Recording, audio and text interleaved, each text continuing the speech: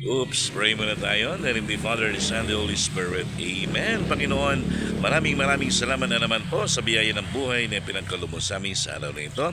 Salamat at malakas na naman kami. Salamat sa biyaya ng pamilya, mga kaibigan, at magrasyang tatamasahin namin sa araw na ito.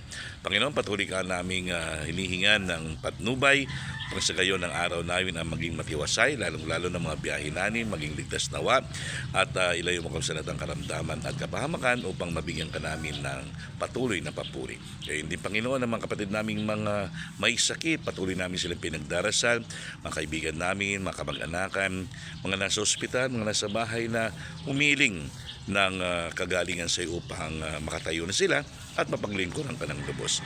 Kaya ni Panginoon, ang mga OFW naming mga kapamilya, kaibigan, mga kamag-anakan, naway lagi mo silang gabayan na sa kabila ng mga lungkot na kanilang dinaranas sa layo na kanilang pamilya, naway makita pa rin nila ang iyong presensya at makita nila ang iyong pag-ibig na gumagabay sa kanila.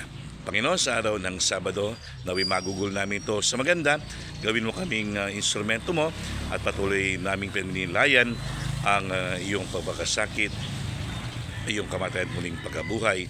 Naway ang panahon ng Kwaresma maging daan namin upang kami makapagbago at makapagbalik loob sa iyo. Amen.